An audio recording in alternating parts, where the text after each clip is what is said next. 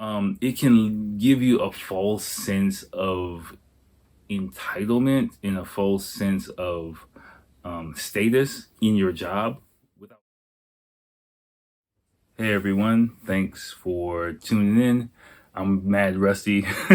Please remember to like, subscribe, hit the notification thing, leave a comment, let me know you missed me.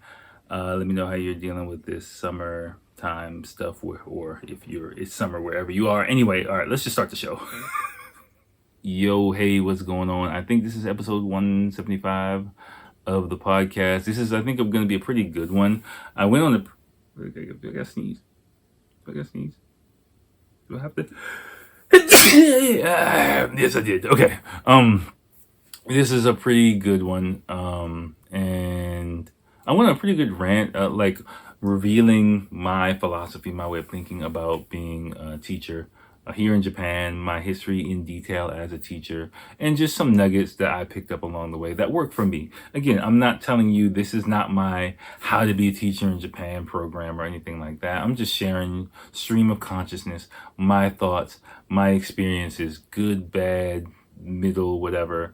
And hopefully you can pick up some stuff that might help you either get a better idea what it's like to be a teacher in Japan. If you are a teacher in Japan, what some shit you can do, or just I don't know, some shit to listen to and laugh at my ass. I don't know. We'll figure it out. I'm interested in listening back to this though too. So, all right, y'all, enjoy. Hey, what's going on? What's going on, everyone? Welcome. I don't even know what fucking episode it is. Oh my gosh, like I'm so unprofessional right now. I am not doing anything right. I have not been recording at all for a long time. I think we are 175. I might be wrong. I'm sorry if I am. I literally just plugged everything in. I tried to record last night, but I couldn't because I got caught up with other stuff. But yeah, I've been doing a bunch of stuff. Okay, let me just give you guys the rundown of what's going on. I'm in total dad mode right now. I'm enjoying being a dad. My baby girl's doing excellent. She's almost 4 months. I looked at my phone the other day. I was like, shit, it's been almost 2 months since I recorded anything. Well over a month and a half. I'm sorry. I'm sorry. I told you guys it would kind of be like this for a little while. I'm just enjoying that. Working on a proposal for one of my mentors that I'm going to try and throw some ideas at him for some shit. It's pretty significant for me. I can let you guys know. Not now, if I'm successful, I'll let you guys know. If not, like, I'll just keep it to myself. Whatever. I don't know, whatever. We'll see what happens. But I got to put some shit together. So yeah, that's kind of really at the forefront of my mind. So recording really wasn't in my wheelhouse right at the current moment. Plus, I got my daughter. My relationship with my wife, my son, of course, dad time, juggling work, normal stuff, finances, and my daily life and stuff like that. So yeah, I just been just caught up with that, tax season and stuff like that. So yeah, that's pretty much why I've been off the radar, as I kind of expected would happen. Especially. I get kind of busy in summertime with just like filing season for my company and stuff like that, which I got to take care of this month and within the next month. And yeah, so normally for you kind of notice like fall time, the year starts winding down. I kind of can crank out the stuff, especially after my daughter is a bit more active in her sleep schedule and stuff like that. So I mean, she's getting there, and she's a happy baby. She's great, and my son's great with her. So that's all I can ask for, really. But so yeah, I'm a happy dad. I'm a fucking happy dad. Tonight I just wanted to record something, just to say stop, pop in and say what's up for the time being. And I was thinking about it. I was like, what can I talk about? Because I wasn't in the mood to research anything, and I wasn't I've been trying to lay off the finance stuff. There's a bunch of stuff going on. I was, knee deep into that. As you can kind of see, the Japanese yen has continued to depreciate.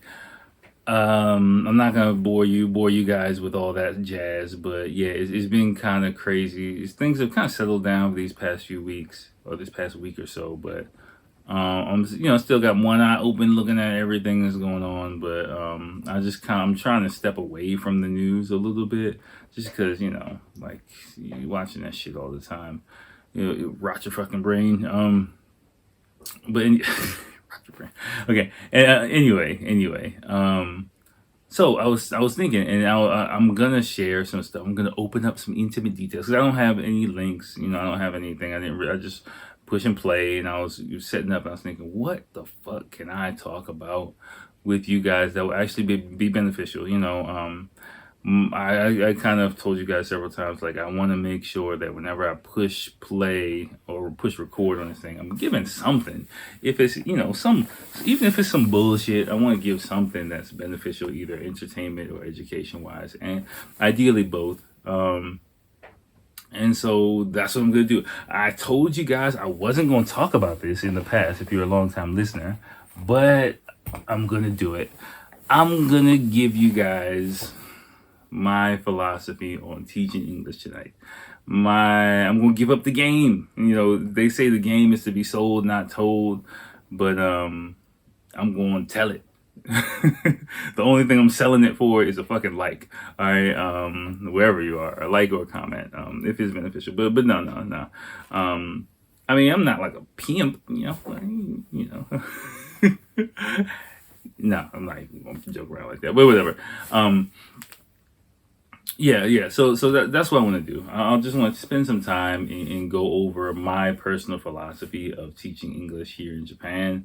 I don't know how beneficial it will be for you all, but I'm gonna just spit it out and pick up whatever nuggets are helpful for you guys. If you are teaching in Japan, if you're planning on coming to Japan, if you never want to be a fucking teacher in Japan, you just want to laugh at me, or I don't know, whatever. It's fine. But all right, let me break it down for you guys. So let me make sure I'm fucking recording for you guys. I'm in my pajamas. You might see my pajamas, by the way. Okay. All right. Yeah, we're good. All right. So where do I begin? All right. So I'm gonna speak to. I'm gonna use fucking Avatar. I don't know. I'm going to use a case study that I'm speaking to someone who is new to Japan, a new teacher to Japan, and who actually gives a fuck about what I want to say. Because most people don't give a fuck about my personal philosophy on teaching English. But the number one thing I would say is for someone who is teaching in Japan, well, first off, generally speaking, the majority of people who are new teachers in Japan don't intend on doing this for their long-term career, right? And that's not a bad thing at all, right? Like, I mean, it's probably a good thing, especially if you know what you want to do with your life and you're using like teaching English in Japan as a way of gaining some life experiences, live in and around Tokyo or anywhere in Japan that you please, see some completely different funky ass life-changing shit, experience the whole Nihon, Japan lifestyle, and then go about your business in your life, with some stories to tell, some fond memories, and hopefully some, good relationships. Yeah, that's, I think, a great way to approach your time in Japan. And especially if you are an eikaiwa teacher in any form, whether you're working for a school, whether you're freelancing, doing a combination of both, private students, contract work. There's a lot of different variations of it. Again, within the eikaiwa realm, I've probably done almost everything in some form or another. The only thing I haven't done, as you've heard me say, is ALT, which is working in, elementary, junior high schools. I haven't done anything of that, but pretty much in eikaiwa, I'm coming up on 18 years in this freaking country. Kids lessons, adult lessons, corporate stuff, teaching in cafes, fucking groups of people, small people, business people, young people, short people, crazy people. I've pretty much done a wide variety of shit, right? And so I probably forgot like half the shit that I've done. Not toot my own horn. I'm just saying like I'm kind of been around the block, and I started off, if you don't know, I started off to working for, at the time, the biggest Eikaiwa school in Japan, which was Nova. Um, I don't think I ever told my full bio as an Eikaiwa teacher, but I'll run it down.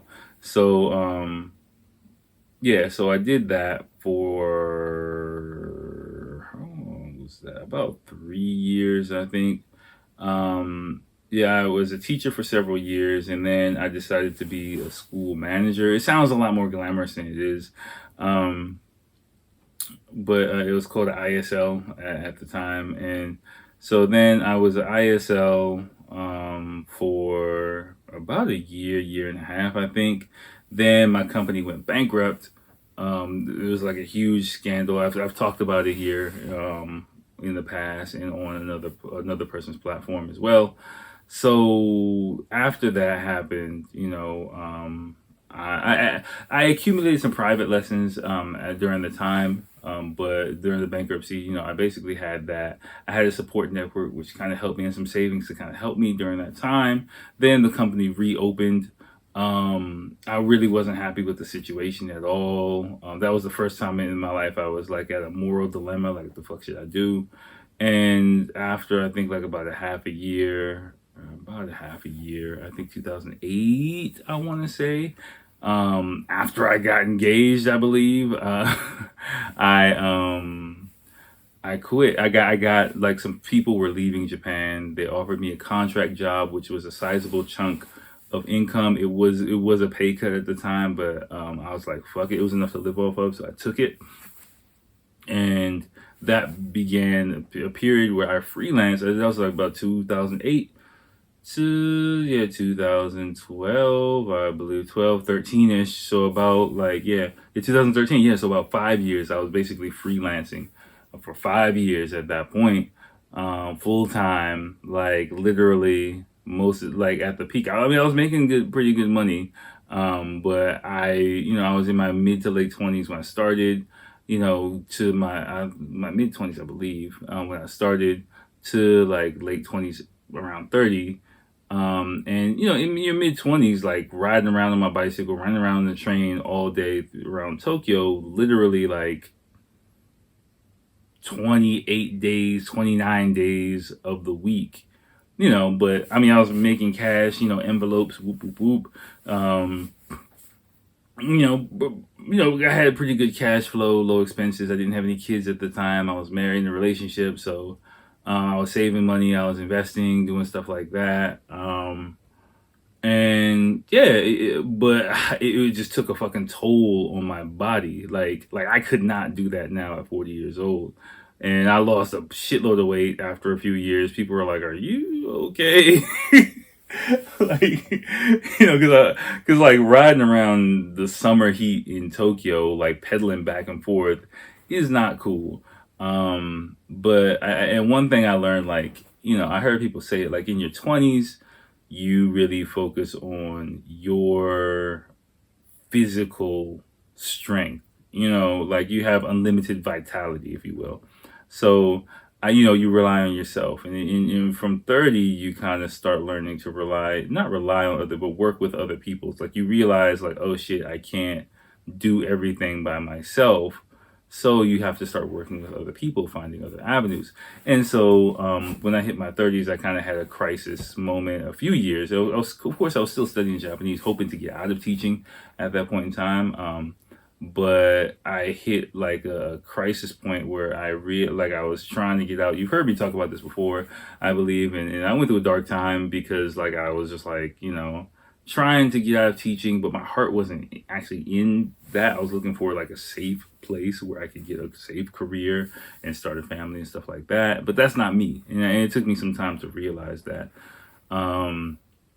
So fast forward, by chance, I met my former boss, who Yeah, I haven't told you guys much about that experience out of respect for him, even though you guys don't know who he is. Um, I just don't want to like air anyone's dirty laundry, even if it's anonymously. Um, I mean, great guy, in a way, in his way. I learned a lot from him. Things that like I just applied tonight, trying to get my son to eat mushrooms. Just about child psychology and about working with kids and how to approach things. And I'm excellent at that way. But I also learned, working with him for about a year, that I that's not what I wanted to do. I didn't want to run my own school. That was my hope. Like, once I decided to go all in on being a teacher in some form, a Kaiwa in some form or another, I saw him as a mentor. Maybe I could learn the ropes from him. Hopefully, start my own school in the future. That's kind of how it was sold to me. It turned out that really wasn't in my best interest at all, and I knew it was time for me to go. It was time for me to go. Moved. I decided to strike out on my own and find a way to start my own business, and so which brought me to my current job, which I've been at for, I was just like 7 years now. Back through that time, I've met several mentors, people who helped me along my way, my journey. My journey. That sounds so Instagrammy. But yeah, and it's a constant back and forth. If you're a long time listener, you hear me. I got it. No, I don't got it. I know what the fuck I'm doing. I don't know what the fuck I'm doing. But as I get closer, I'm 40 now. I think I am making progress in the direction that I'm going. Started a company, quote unquote. I don't really consider myself that, because I haven't, got like my feet planted in a viable business yet. So I'm getting closer. I'm getting traction. That's what I'm working on right now. I'm 40, so that leads to another stage in life where it's like, oh wait, the revelations kind of come, like, oh yeah, because we just want to think I need other people, like, oh, I really need to, and it's better to work with other people this way instead of this way. And so that's what I'm kind of without talking about it too much, that's what I'm trying to set up now, which if it works out, I think would be the real purpose of all these things that I've been doing. Which is great. It's really exciting. So that gives you, if you've never listened to this before, that gives you, a quick broad strokes of me as a teacher, my history as a teacher. What that doesn't talk about is how much I love teaching. I do. Like, I realize through the course of maybe after I think about a year of teaching, I realized like I liked it a lot and I was pretty good at it. Because I think the main thing that helps me is I have a fucking crazy ass imagination. If you haven't learned by now, I have a crazy ass imagination. And that's, I think, my biggest tool, my biggest asset as a teacher, to be honest with you, is my imagination. And I let my imagination run wild as a teacher. Sometimes it works out, sometimes it doesn't. But generally speaking, like in the exercises that I do, like I realize like I'm a very visual person, so I pretty much visualize. I have enough experience in tools in my repertoire where I can pretty much visual what I'm doing in the lesson. Like, this is shit I said I wasn't gonna tell anyone, but whatever. In the lesson, pretty much what I'm doing is I'm visualizing either a specific situation that the person's in, visualizing what they do. Once I get a picture of what they do, I can get a picture of what they need in a specific situation, and then I'll put that person in that specific situation. And once they're in that situation, then I can kind of imagine the type of communication they'll be doing. And then once I have that, then I can kind of imagine the type of language that they would need. Now, I'm not telling you this to tell you to start doing this shit, because this is stuff I'm doing like off instinct in like a split second, basically. I'm just like doing a Rain Man, kind of like for a second, and then I got it, right? So literally, that's what I'm doing half the time. I'm like, question. Okay, I got it. Let's do this. Like, that's what I'm doing half the time. I don't know when I started doing that. Like, I think I just acquired that's my style, and kind of tapped into realizing that I'm a visual person. I'm a visual thinker. And once I realized I'm a visual thinker, it allowed me to kind of start playing with my imagination, using my imagination in visual ways to help, like, customize and cater my lessons to my students' needs. Customization for me is my strong point. Like, basically in my 5 years as a freelance teacher, I was like 3, sometimes 4 times a day customizing lessons for individual students or dozens of students week in and week out for 5 years. Pretty much that's what I do. Wake up in the morning, each lesson. I mean, there were no online lessons at that time, or I wasn't doing them at that time. Boom, at least I gave myself at least 15 to 30 minutes to plan each lesson, had notebooks for them, customized them, for each individual or group, kept records of that. And then basically through that process, I would have to kind of visualize how the lesson would go, visualize what they need, visualize what they do. And the thing about doing that, it's kind of like a trial by fire, because the thing about being a private English teacher, especially in Japan, is like, if you're working for a school and you do like a shitty lesson, or you're tired and you're just like, fuck, whatever, it's fine. Like, you're still going to get paid, and you're still going to get, the students are going to come back, and more than likely, or if not, another student will be provided to you. When you're a private teacher, when you're a freelance teacher, it's just you. It's just you. And you got to like fucking bring the goods every time. And, I had to bring the goods every fucking time for like 5 years, day in and day out. Pretty much, physically, mentally, and emotionally. I mean, it was fucking draining. Like, especially in summertime, like I have to go back and just take a fucking crash and take a nap just to recover, between like commuting sometimes like a half an hour, teaching 1-2 hours, then go back, and do it all. I get like 2-3 hours and then break and then do it all over again. So you can imagine, like, literally, there were times I was literally working every day a month, like for 2-3 months in a row. Sometimes, like, I was, I was on a fucking mission. Wrong kind of mission, but a mission. But anyway, but just to give you some, so when, I hope this is making sense to somebody. I'm just like telling y'all my shit. So I remember, and I tell people, like, I remember the day I wanted, wait, hold on, is this, oh, but I think I'm okay. The game, I gotta check. I think I'm okay. Let me turn the gain down a little bit. I think it was up a little bit too loud. Sorry if the audio is up a little bit too loud. I didn't check really. Let me see. Yeah, I didn't check. I didn't really check. I think it's okay. We're okay. I believe we're okay, audio wise.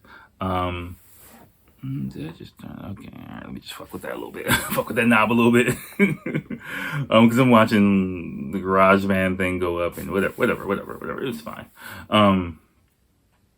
Yeah, so the day I decided to be a good teacher, I remember, like, it was like my first year teaching or something like that. And I taught some regular students, and like, we were cool, they were cool.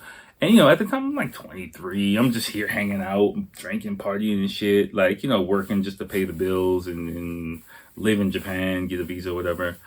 And I had an epiphany in a lesson one time, and I don't remember who it was exactly, but I just remember I was bored or something like that in my lesson, and just going through the motions, teaching, whatever, just counting the minutes until I get the fuck out of there. And then, like, I was just like, hold up, like, this is my time.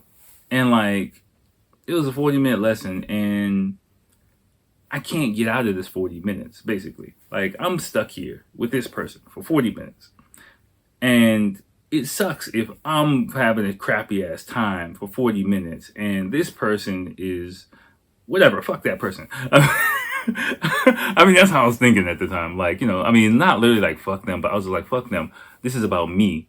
And I should be enjoying myself, in this lesson.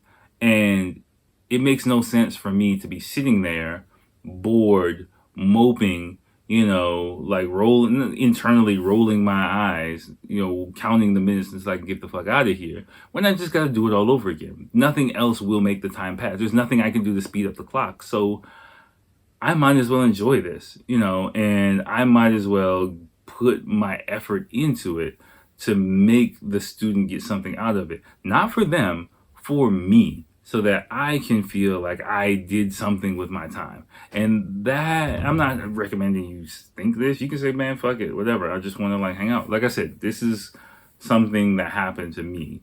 And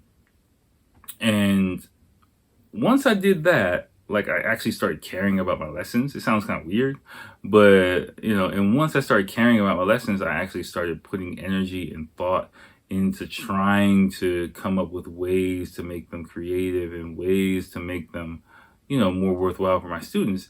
And then I remember after a few weeks of doing this, one student, who we became friends, and she actually became my private student some years later, was like, your lessons have gotten a lot better recently. And that, I was like, really? And then she's like, yeah, I can see a real difference. And I was like, thank you. And that was kind of like the switch. And I was like, huh, okay, cool. And that's when I kind of really started caring as a teacher, and I started really enjoying teaching. And over time, I realized, I guess I have a talent for it. And yeah, I would say I'm not, okay, I don't know if I've said this here, but whatever, fuck it, I'll say it.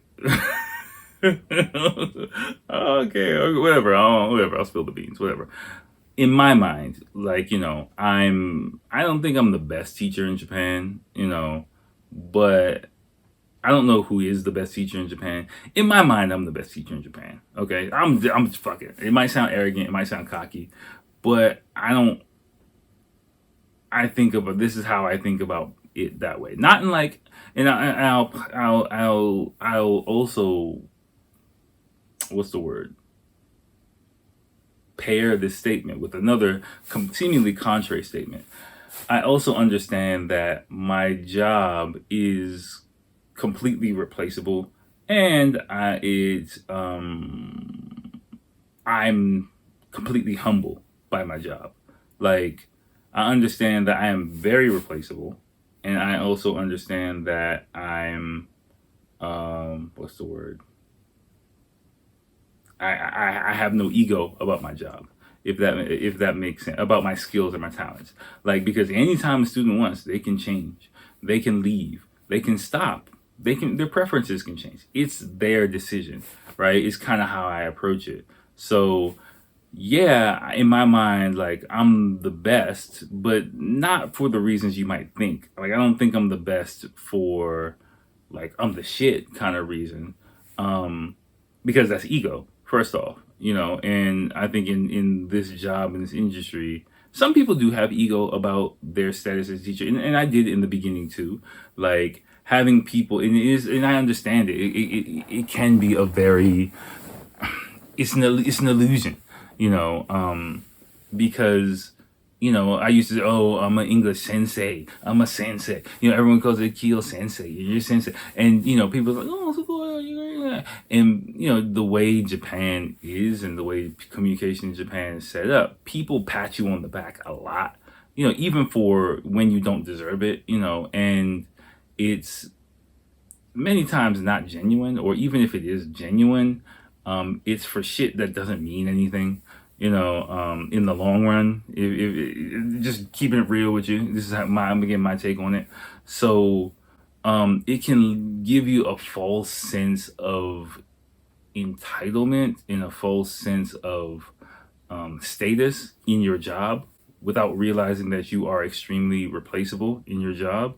And I mean, I've had to go through that, and I've seen people go through it, where you become bitter because people who are just like, oh, you're the best, you're amazing, and they'll fucking drop you like a bad habit, if it doesn't really line up with what they want, or what they need at that moment. And then you're just like, what the fuck, I thought I was the best, I thought you loved me, or some shit like that. And you're just like, my son has soccer practice, sorry, bye forever.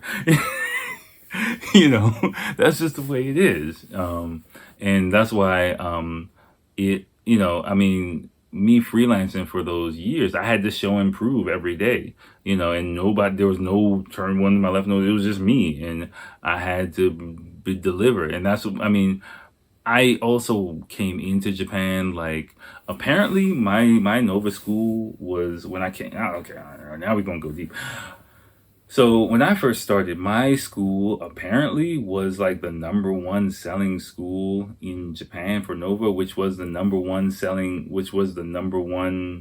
um, English school by far, the largest. They had like almost 1,000 schools at their peak, like well over 900, like well over over 850 when I was there in 2004 when I started. So literally, like I mean, it's not a huge school. There are bigger schools, but it was in like a residential area on like right the edge of the Yamanote line. So it was just like perfectly fit in a completely compressed residential area near enough to central Tokyo where there were people with a pretty significant amount of disposable income at that time. And so, it was just fucking packed and it was just loaded with people. And what that meant was the staff were just fucking Spartan, and I was told that the first day in there because it was just like, well, yeah, you're kind of going into like a wild situation. And they had kids there too. So, and at that school, they had like a kids room. So they had like two kids rooms. They also had like these little, like imagine like a big ass telephone booth. That's how every classroom was. It was just literally like a big ass telephone booth with a fucking bean shaped table and four chairs in it, three for the students and one for the teacher. Maybe like my wingspan a little bit larger across, or if I laid down on the floor, I could probably touch all sides of it. But that's what it was. It was just like a bunch of those honeycombed all around. And then you had two rooms for the group lessons. And if they were available, you could do your group lessons, your individual lessons in the group classes. But you also had group classes. And the Japanese staff didn't help you with shit. Like, that was just the thing. They were busy with sales. So they didn't help you with shit. During training, it was like, yo, the staff is there to help you if you have a problem with the kids. Let me tell you something. I was in rooms with it's pretty fucking nerve wracking if you're in a room with like 5 or 7 kids bouncing all over the fucking place. And, it's all glass. You've got like on the outside parents like, stopping in sometimes demo lessons. So you're supposed to put on a good face, put on a good show. And like the staff is just like, go, go, go, go, go, go, entertain them. And I remember one time, like when I was new, and I just couldn't get the kids to listen. And there was like a little glass window to the front desk, like the side front area, and they were having a meeting. And I'm like knocking on the door, like, "Yo, come help me!" And they looked over at me, and they just laughed at me, and they were like, "No." I was like, "Fuck, fuck," and so I had to man up, and that's kind of how I learned how to partly in the first stages of dealing with teaching Japanese kids, because it was just like a trial by fire. I mean, but at that time, like you had other veteran teachers, you picked up some games, you picked up some techniques from everyone else, and so my repertoire pretty much is just that. Like that's how you pick up shit. You just learn, you try some stuff in the lesson, it doesn't work, or you have another person like you see what they're doing a game. Hey, what's that game? Do you have any interesting games? Do you have any interesting activities? Pick up a few of those. Use those, put your little spin on it. Again, I use my creativity, imagination. And then once you get a repertoire enough, then you can start kind of tweaking stuff and imagining your own based on the materials you got. And then after a while, it's like becomes second nature. You can just like, look, oh, I can use this for this. I can do this with this. I can do this with that. I got a pencil. I got a beanbag. I got a marker. Okay, this kid's fucking crazy. I can't use a marker with this kid. Like, they might like mark up my tie. Like, yeah, there's this fucking, the kanjo. It's like, you've probably seen it in they don't do it now, thank goodness, but like when I came in, like it was like this thing. Basically it's like an elementary school prank where like anyone who bends over, kids make a little diamond if you can't see, and they stick their fingers up your butt, right? They stick their fingers up your asshole, like really hard. Yeah. So like you're in a classroom and like, I'm in a class, and you don't know this. And like, I'm in a classroom with like, 6, 7 elementary school kids. And then I bend over to pick up a marker and then boink, after like 2 or 3 times, you kind of learn how like not to bend over around kids, and you can't get pissed off at them. That's the thing. If you get pissed off at them, you hit a kid, you want to shake a kid, like it's like, you little motherfucker. I'm 23. I'm like, I want to like smack the shit out of this kid, but like then you're like, if I do this, I'm fired and I can't live in Japan. Fuck. That's kind of what it's like. It's like, fuck, you realize you're screwed basically, and they got you by the balls. So you either got to man up and learn how to deal with the shit, or you leave. And I mean, I learned how to deal with it. I learned games, I learned activities, I learned how to manage a group of kids, learned Japanese child psychology, stuff like that. I learned really quickly. And so if you think I learned that in a busy school, fast-paced school, managed a school as well, went through the bankruptcy there, freelance for 5 years. So okay, I'm getting completely sidetracked. So why do I say in my mind, I'm the best teacher in Japan? Or maybe one of the best. I say I'm an elite teacher in Japan. Not because I'm the quote unquote best teacher. Like, I'm not the best teacher, but I do think I have I have a unique set of skills. No, I do, but I think I have a combination of skills that is kind of rare in Japan, and I have yet to meet a teacher that has all of them together. Some teachers might have, I say this is, I'm probably well-rounded in that skill set the most. I've met teachers that have some skills more than me, but to have a combination of all of them, I haven't met so far. And let me see if I can remember. I think it's like 5 of them that I thought of. So, of course, teaching experience, Japanese experience, higher level Japanese experience, understanding of Japanese culture. Because you can have Japanese ability, but not understand Japanese people and the Japanese mindset. And 3, respect for Japanese people. Actually, because you can speak Japanese, you can understand Japanese culture, but not respect Japanese people and Japanese culture. And I remember the last one. And the last one is actually enjoy teaching, right? So there are people who have more of those things. They might be, better, more experienced teachers who can speak Japanese, but they fucking hate teaching deep inside their hearts. And every time like they finish a lesson, they're rolling their eyes or complaining about their students and shit.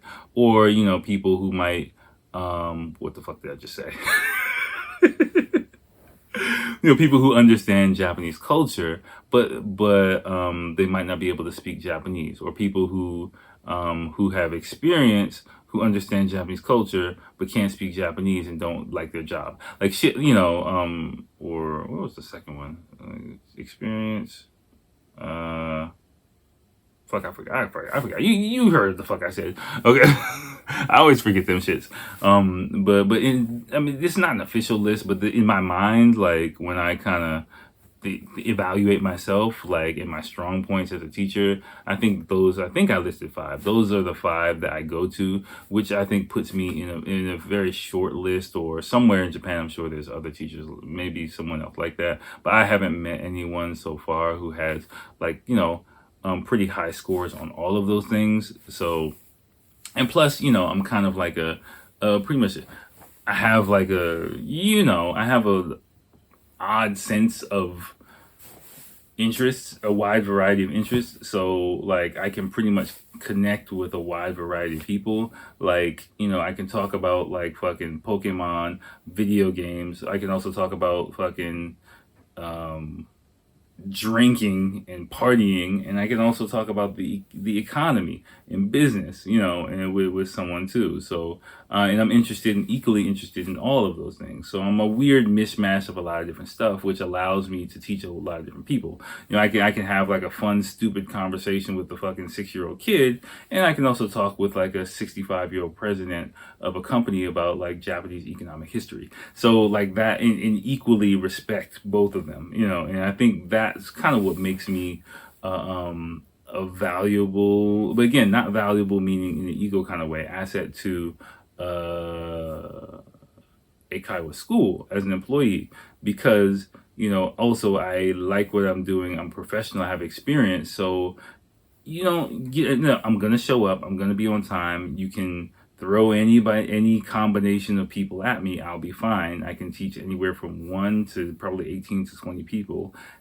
No problem. Like, if there any sudden change, like, hey, I need you to do this right now. Can you go and jump in there and teach this? Cool, no problem. Because and I can figure out a lesson plan in like 2-3 seconds, and everyone will be happy, because I've been doing shit like that for like the past like 15 years, and 15, 18 years. That's kind of why I say, in my mind, I'm probably the best teacher in Japan. But again, not like an ego kind of way. I just mean like probably one of the most well-rounded teachers in Japan. Now, how to teach? Okay, well, we're going on for 40 minutes. So how to teach? So the first thing, okay, let me give some actionable tips, because I was trying to think of a few, and some stuff that my current school I've gone through training, but the situation is a little bit different than how I was originally. Japan has changed quite a bit. The eikaiwa industry in Japan has changed quite a bit since I came into Japan. So basically, the number one thing I'd say for almost every new teacher, you talk too much. That was like the first thing. They were like, you're gonna talk too much, and whether you realize it or not, you talk too much. I mean, some people are okay with that.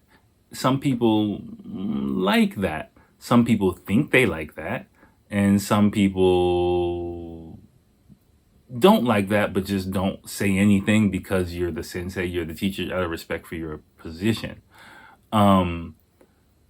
Depending on which type of person you're with is kind of going to be a judgment call. But again, but that goes with being able to understand Japanese culture and read between the lines, which is something that takes experience, because you might be like, someone might be smiling in your face, listening and nodding, like, maybe even laughing with you, and then in their mind, you're like, oh gosh, this motherfucker, like, but they just don't know how to, like, especially in a foreign language, how to be like, yo, can we just do blah, blah, blah, blah, blah. Some people are like that, can do that, but the vast majority can't. But as a general rule, any new teacher, you're talking too much, right? And that's what I was told. I'm kind of like an old school teacher that way. Like, they're there to learn English. They're not there to listen to you speak. It was kind of one of the first lessons I was taught in my initial training. And that's kind of a rule of thumb I try to have. I don't do it all the time. Sometimes I do go off on a rant every now and then. And, depending on the person who I might feel comfortable with, tell a story or something like that. But you can feel when you're reaching. You can, if you really, you can feel when you're dragging something, a topic, and yeah, and because English lessons are fucking expensive here, and so if you really crunch the numbers and do the math, like minute by minute, how much someone is paying, is your story really worth it?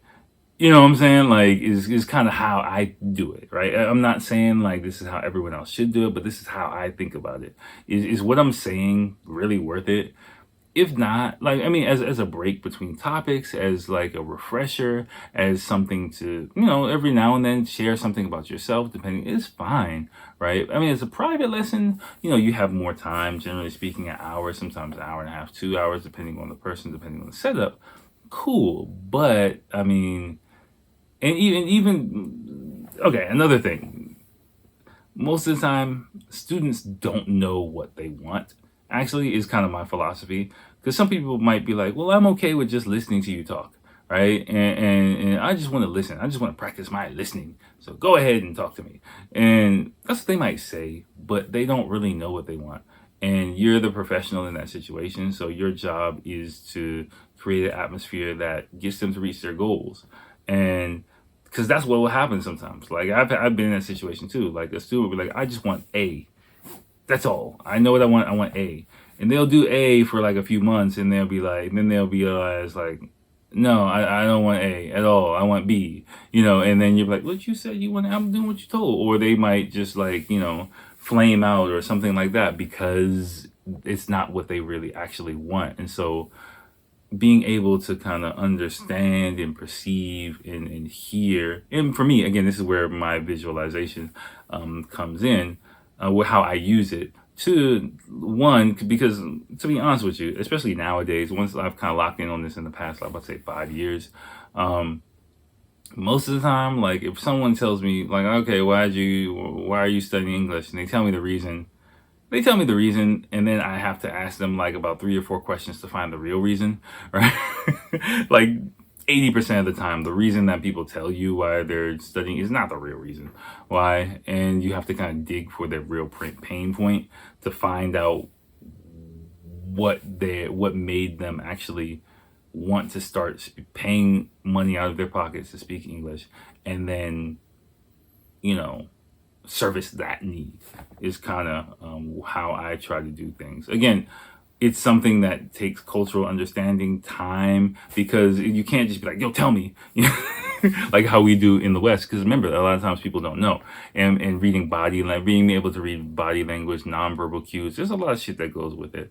But that's what I would say. I say talking, understanding the real purpose, why a person is there, patience, understanding your body language as well. Your body language says a lot, right? So your breathing, where you're looking, what you're doing, your posture, all of those things are part of the song and dance of being a good language teacher. Displaying kind of confidence and interest is kind of an important thing. You might seem like I'm just being comfortable talking, and again, some people it doesn't bother them at all, but for me, I'm just talking about my personal philosophy, and I'm not successful at it all the time, but I do try my best, because I'm human, man. I get tired. Last night I didn't get enough sleep. I might have had a long day. I might have other shit on my mind. The person might be fucking boring. I don't know. Like, most of the people are. Okay, I'll tell you another thing. Another secret to me. Yeah, if someone is like, most of the time I can find something interesting about a student, and that's kind of what I try to do. Like, I literally try to find something interesting about it. The person, I've had some people like, wow, you're a complete asshole, actually, and that's really interesting. And I convince myself that point is what's interesting about that person, and I feed into that, and that gives me motivation to teach them. Again, sometimes from my end, like, wow, let me see how crazy this motherfucker is. Like, let's talk about it. Wow, you're a fucking depressed workaholic. Okay, let's talk about, like, and find something interesting and likable about that person. And that might be it. It might be I genuinely have good chemistry with the person. It might be the person is generally cool. It might be the person, leads an interesting life, or just the person is just a pleasant person to talk to. And on rare occasions, I'd say the person is just a complete asshole, and I got just like, wow, that would, and I'm just laughing in my head like, holy shit, this is fucking crazy. But that's my coping mechanism with that, and I rarely have to pull that one out. Like once every a couple times a year, I'd say. But generally speaking, yeah, that's kind of my process of dealing with that. Private lessons, and also like I would say, at a school,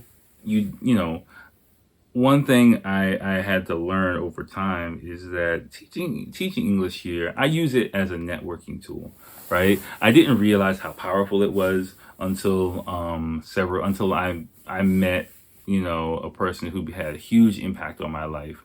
And, one of the mentors that I have even to this day, like, I used to think like because I'm not Japanese and because my Japanese isn't perfect and I can't speak Japanese, that it's a negative. But actually, if you think about it, in this area, it's a negative. I can't do this, but I can do this. And so once I realized like English is my strong point, let me, instead of trying to push my way into the Japanese side, I was like, let me actually focus on strengthening my English side and shining in that area. And, that makes me unique. And so once I started doing that, and plus I have Japanese ability as well, which helps because I can communicate. Oh, you want to talk in Japanese? You want to talk in English? Okay, no problem. Whatever is comfortable with you. Then, it comes into a situation where people can bring me around people. They know, okay, Akil's not going to embarrass me, because that's basically what it is. Japanese people are not going to bring you around people or get close to you if they think you're going to take you anywhere, if they think you're going to embarrass them. They'll keep you at arm's distance. Like, this person, oh, they're good for this situation, or I'm comfortable with this person here. I'll talk to this person in a cafe or in a school or whatever, and they're great. We're buddies. Yay, for 40 minutes. But I'm not going to bring them around my family. I'm not going to bring them around my friends because they might try and fucking hit on like my boss's wife or something like that, or, do some weird shit like that. You just don't know. Any question mark in Japan, people are not going to like accept you, but or bring you in the fold. Like, they'll keep you at a distance. You'll get your box. I think I've talked about before, and you'll be happy in the box, and they'll be happy with you in the box. But when that's finished, that's it.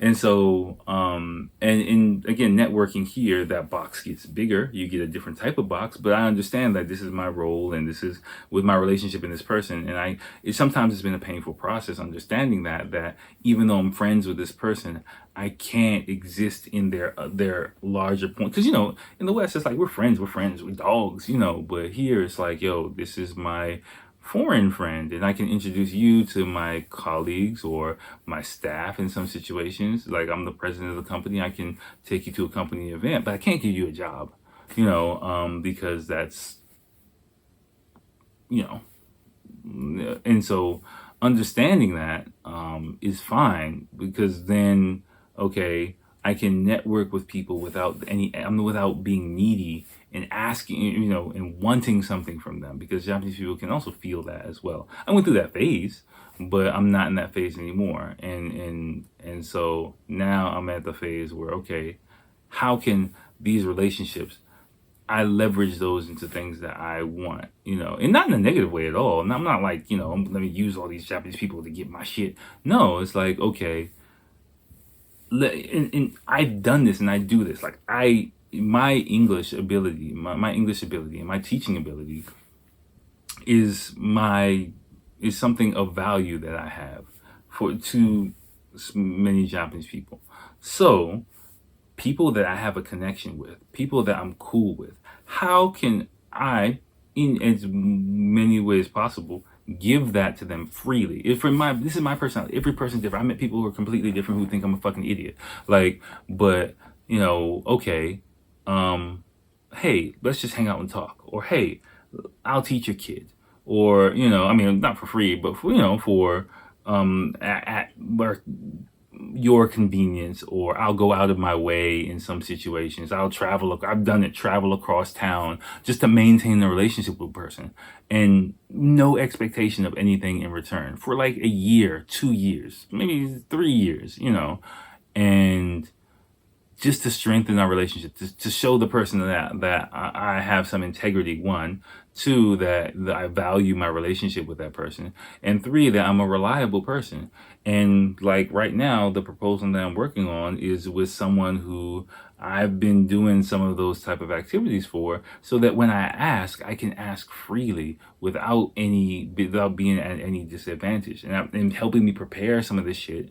Or people, same thing, I give freely to. It's like The Godfather. Like, I might need a favor one day. That day might never come, but that's how I think about it, and that's what works for me. And I've been getting the most progress in my career doing it that way. I got people in high industries, like right now, like I could call if I need something. If I'm like, yo, I got this thing going on, I want this. Do you know anything about this, or can you? I can actually make the call, and I can get the information, or the person can make a call on my behalf if I know what the fuck I'm doing, and if I got my shit together. And so, and I take that, and those people have also been there to support me when I haven't had my shit together. When I was trying to figure it out. And I appreciate that. And they've worked with me because they've seen me growing and struggling and trying. And they've told me that, and they're like, I don't know what the fuck you're doing, but I see you focused and I see you're going to go somewhere. And that means a lot, and so all that comes through my job and my work ethic, and in a job that many people think is just a throwaway dead end job. But it takes time. It's something that I love. I've been doing this for a long time, and it's my career, and I'm trying to branch out into other avenues with it. Now, again, I'm going to wrap this up because it's almost an hour and then I got to go to fucking bed. But, most people, again, I understand for most people, that is not the case. And for most people, like, fuck all that shit. I just want to like hang out in Japan and party for a little bit and see some cool Japanese shit. I totally get it. If you that's how I came here. Life throws you curveballs sometimes. You never know. I would say if you are a new teacher coming into Japan, it's a lot trickier than it used to be. There aren't as many formal ways of teacher development as there used to be here in Eikaiwa. I don't know about ALT. But yeah, I would say talk to veteran teachers, get some advice. It's basically like driving a car. You just it's trial and error. But the biggest things I can say, talk less, listen more, think more, and try harder. If you care enough, right? If you don't care enough, that's fine. I'm not saying you have to try and you have to care. I get it. Like, I was there. Like, some people are just like, I'm just teaching these goddamn lessons so that I can go to fucking Shibuya and hang out with people and go party. Gotcha. I'm not hating, but if you are in the frame of mind that you want to give it a go, that's kind of what I can kind of give to you. And hopefully some of my experiences or my approach to teaching and my approach to networking, I think, again, intentions are very important in this, though. My intention is not to get something from people. It never is. Like, I literally, people I connect with, I'm cool with, I just foster those relationships whenever possible. And, I try to provide what I can to help them in whatever way that they need. That's all. And that's it. And it's working, so that's what I would tell you. And whether that person be a little kid, a junior high school kid, a fucking, person who owns a company, whatever, I try to treat everyone with the same respect and look at them the same way. How can I help this person? And what can I do in the time that I have with them? I think if you go, you're not going to be perfect, but if you go in there with that intention, and that's what I mean, try a little bit and go the extra mile a little bit, you'll find that you get a lot more out of being a teacher in Japan. Or you might not get shit from it. It might be fucking thankless work for a while, because I know it's thankless and sometimes, but again, that comes from the decision that I made for myself when I first got here. It's my 40 minutes. It's not your 40 minutes. It's my life and it's my 40 minutes. And I choose to sit in this fucking chair and do it until I don't do it anymore. Or either I don't have to do it, or I don't want to do it, or whatever. Or I'm gone out the game, or I transition into another phase of it, But I think even if I can transition to the direction I want to go into, I still want to teach just to keep my skills sharp, because that is an important part of me, I think. And I think it's something that I want to continue to do in some form or another for hopefully the rest of my life. Like Jay-Z's still rapping. He's not performing at Madison Square Garden anymore, but he's still rapping. So that's kind of how I think about it, and hopefully it'll work out that way. Yeah. So that's it. That's it. All right. Let me just starting to get sleepy. So hopefully you enjoyed that. And again, you'll see me when you see me. Okay. I'll just leave it there. All right, y'all. Good talking with you. Thanks for listening, and I'll holler at you next time. Peace.